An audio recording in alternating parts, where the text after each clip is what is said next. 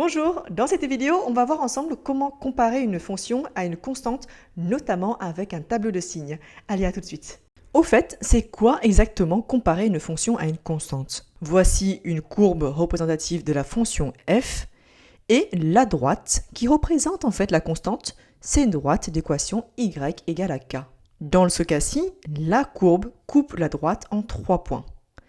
Comparer la fonction f à la constante k, c'est trouver l'ensemble des x pour lesquels la fonction est plus grande que la valeur k ou la fonction est plus petite que la valeur k. Et être plus grande que la valeur k, c'est toutes les portions de la courbe se situant au-dessus de la droite, et être inférieur à k, c'est toutes les portions de la courbe qui se situent en dessous de la droite bleue. Dessinons ces portions de courbe d'abord en rouge pour signifier toutes les parties où la fonction est inférieure ou égale à k.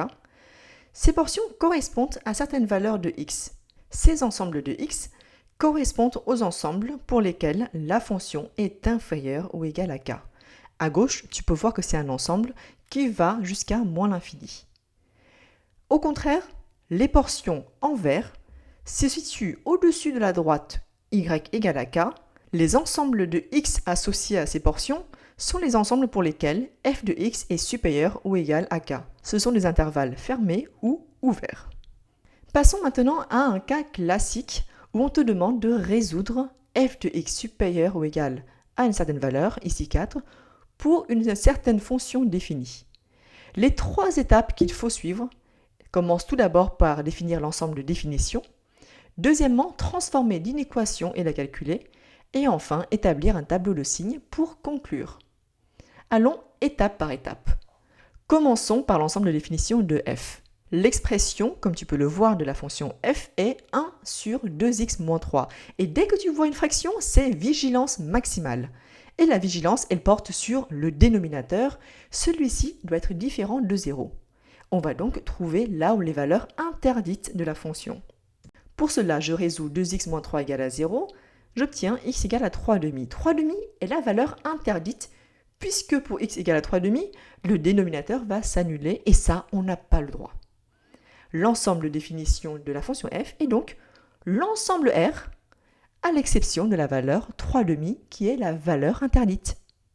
Cette valeur, on va bien la noter, car elle va nous servir dans le tableau de signes.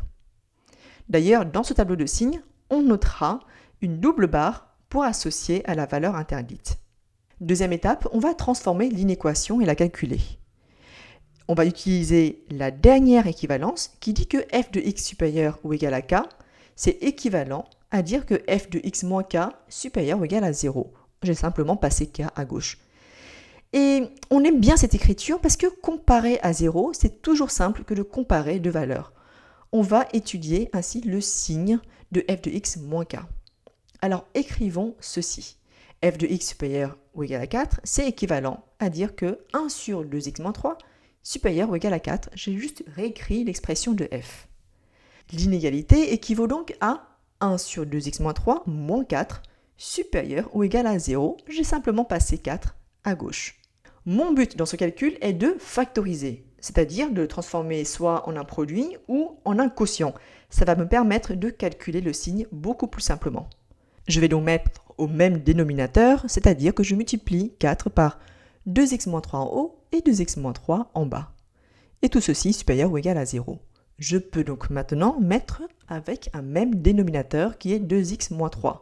Au numérateur, je développe le calcul. J'obtiens 1 moins 8x plus 12.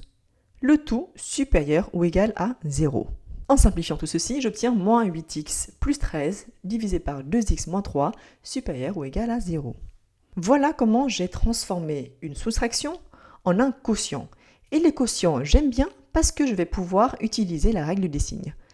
Pour que ce quotient soit supérieur ou égal à 0, il faut que le numérateur soit positif et le dénominateur soit positif, ou alors les numérateurs et le dénominateur sont tous les deux négatifs. En gros, il faut qu'ils aient le même signe. Et ça, on va le traduire dans un tableau de signes. Sur la première ligne, je vais mettre l'ensemble de définitions de la fonction. Je complète ensuite sur chaque ligne, d'abord le numérateur, et ensuite le dénominateur, Et enfin, ce qui représente f de x moins 4, qui est en fait le quotient qu'on a trouvé. Je détermine la valeur pour laquelle moins 8x plus 13 s'annule et pour laquelle 2x moins 3 s'annule. Pour le premier, je trouve 13 sur 8 et pour 2x moins 3, je trouve 3,5 qui est ma valeur interdite si tu te souviens bien. Pour 13 sur 8, le numérateur s'annule, le signe est positif à gauche et négatif à droite puisque le coefficient directeur ici est négatif, la droite descend. On commence d'abord avec des valeurs positives, puis négatives. Pour la deuxième ligne, c'est l'inverse. D'abord le signe négatif, puis le signe positif à droite. Au milieu, c'est un 0 au niveau de 3,5. On peut donc conclure le signe de f de x moins 4. On n'oublie pas la double barre pour la valeur interdite qui est 3,5. Et ensuite, on conclut pour chaque signe. Pour x égale à 13 sur 8, la valeur s'annule. Puis on a plus fois moins, ça fait moins, plus fois plus, ça fait plus, et enfin, ça fait moins. L'ensemble des solutions pour lesquelles f de x supérieur ou égal à 4 est donc 3,5 à 13 sur 8. On ouvre l'intervalle du côté de 3,5 car c'est la valeur interdite. Voilà la méthode, je te retrouve pour une prochaine.